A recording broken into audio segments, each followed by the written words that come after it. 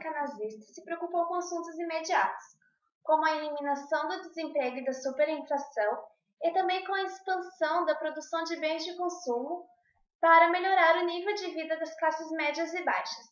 Essas preocupações obtiveram sucesso, pois entre os anos de 1933 e 1936, o PIB alemão cresceu. Com isso, o regime nazista colocava ênfase no anticomunismo e na ideia de que havia apenas um líder, cujo mesmo era responsável pelo movimento e pela nação. Por que os fazendeiros andam de pijama? Eu vejo eles da minha janela.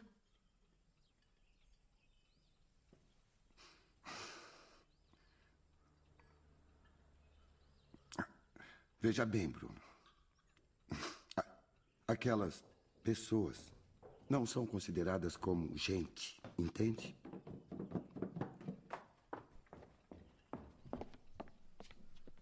Bruno, quem disse que é uma fazenda? Foi Maria? Não. É uma fazenda, não é? É.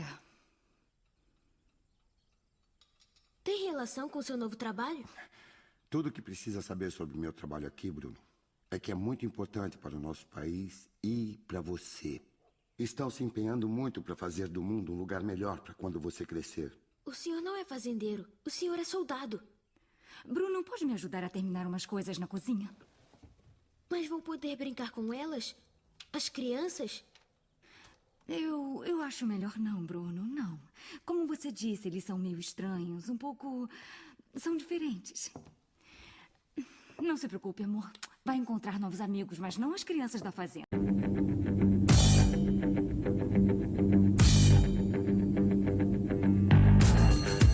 A atuação dos jovens no nazismo. Quando as pessoas pensam no nazismo, às vezes nunca enxergam sobre a importância da escola para contribuir na transformação daquele indivíduo. A partir do ano de 1936 até o final do nazismo, Hitler adotou um programa obrigatório onde todos os jovens da Alemanha de 6 até 18 anos, de ambos os sexos, eram treinados para os interesses nazistas. Hitler usou da educação como um aparelho ideológico para transformar todos os indivíduos aos moldes do seu ideal. Ainda mais, a principal finalidade da educação é tornar os alunos convencidos que o Estado é muito mais importante do que o indivíduo e que todos necessitam estar prontos para se sacrificarem para a nação. Dentro do espaço escolar, o professor possui a autoridade máxima e os alunos a submissão, não dando a oportunidade de reflexão. Para Hitler, a reflexão e a liberdade são dois termos malditos. Paralela à juventude hitlerista, existe a Liga das Jovens Alemãs, onde as moças aprendem os deveres da maternidade e os afazeres domésticos e também os verdadeiros objetivos do nazismo. Na Alemanha nazista, dava-se atenção ao fato de que o principal papel das mulheres era gerar filhos sadios, propagando a raça ariana. Acho que a escola chegou. Não, me refiro à história mais recente. Por acaso se interessam pela história atual? Sim, bastante. Então, vocês sabem a situação em que nossa grande nação se encontra no momento? Sim. Eu leio jornais sempre que posso e um dos soldados do meu pai me conta tudo o que está acontecendo. Ótimo. Um presentinho, querida. Obrigada, mãe.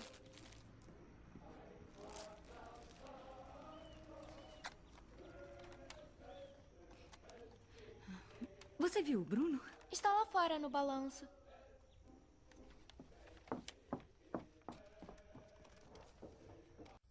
O judeu nos massacrou e incitou nossos inimigos. Corrompeu-nos com livros ruins. Escarneceu da nossa literatura e da nossa música. Por todo lugar sua influência foi destrutiva, cujo resultado final foi a ruína da nossa nação. E depois... Sim, Bruno. Não estou entendendo. A ruína de uma nação foi culpa de um só homem. O judeu aqui significa a raça judia inteira. Se fosse apenas um homem, sem dúvida alguma coisa teria sido feita. Mas existem judeus que são bonzinhos, não é? Eu acho, Bruno, que se você encontrar um judeu bonzinho, você será o melhor explorador do mundo. Continue, Gretel. O objetivo do judeu é dominar a humanidade. O judeu não é criativo, mas destrutivo. Ele é o inimigo da cultura. Milhares de alemães ficaram pobres graças ao judeu.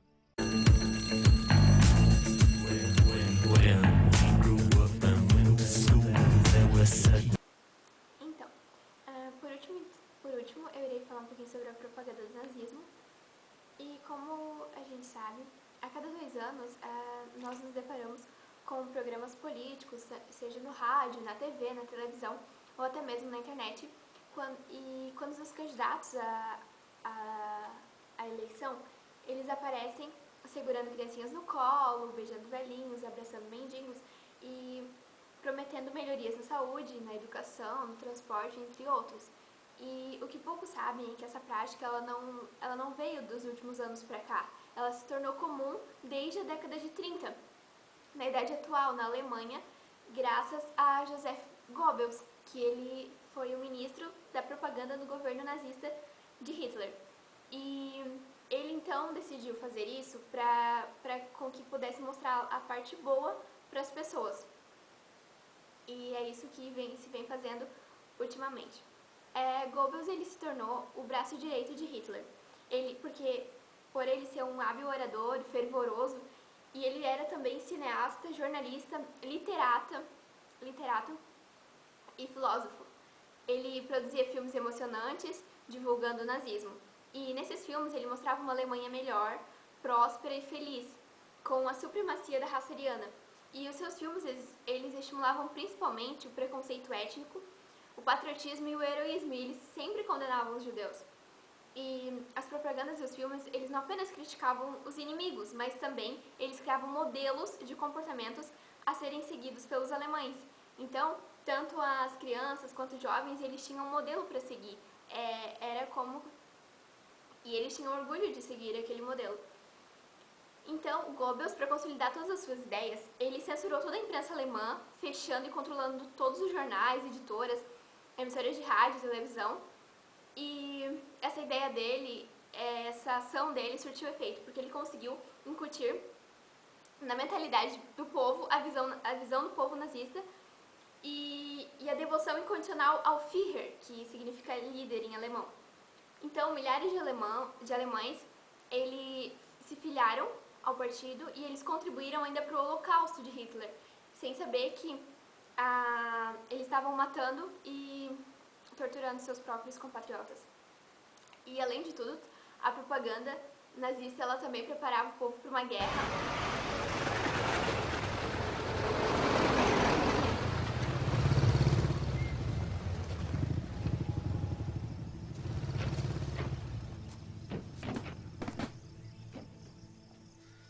Novas notícias nos dão a satisfação de informar que a vida no campo não é só trabalho.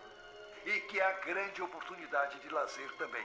No final do dia, na fecaria, na rouparia e na fábrica de botas, os trabalhadores aproveitam muitas formas de passatempo que o campo pode oferecer. Esportes organizados são muito populares. Aqueles que não participam certamente gostam de assistir. Ao final do dia de trabalho, o café localizado no centro é o local ideal para amigos e familiares confraternizarem durante uma refeição farta e nutritiva. As crianças, principalmente, gostam dos pães e bolos oferecidos.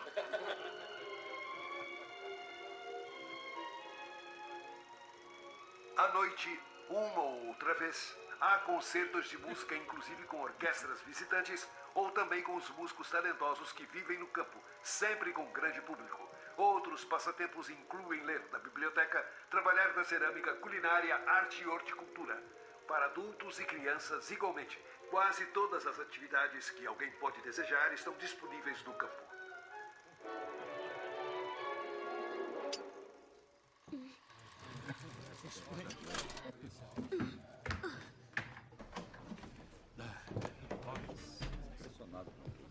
Foi muito bem feito. Bravo, excelente. Obrigado.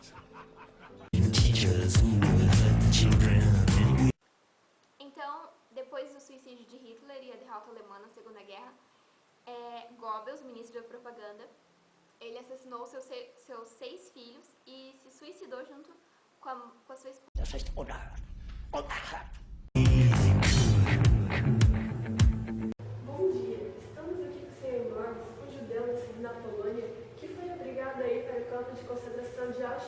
Alemanha. Senhor Morris, como o senhor chegou no campo de concentração? Bom, a chegada foi muito difícil. Logo que nós descemos do trem, eles começaram a nos bater muito, a espancar, e não importava se era criança, jovem, velho, homem, mulher, tudo eles batiam. E depois, logo que nós chegamos também, nós vimos os capos. E o que seriam esses capos? Os capos eram prisioneiros. Alguns eram judeus, outros não. Eles eram mandados dos nazistas. Eles eram muito brutais.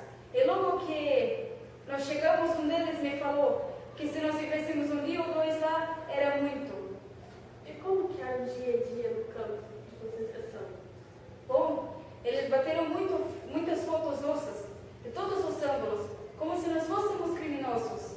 E também eles nos despiram e rasparam a nossa cabeça. E nós tivemos que tomar um banho de cloro para desinfetar. E nós também tivemos que usar um pijama listrado. E nós apanhávamos muito, muito. E como ser possível sair de lá?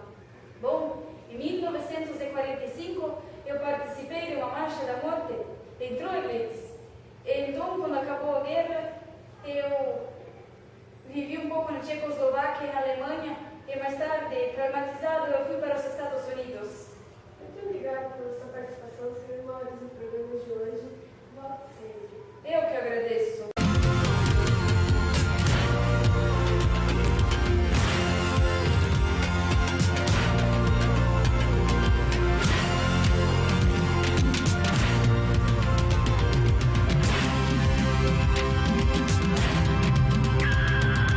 We don't need no education.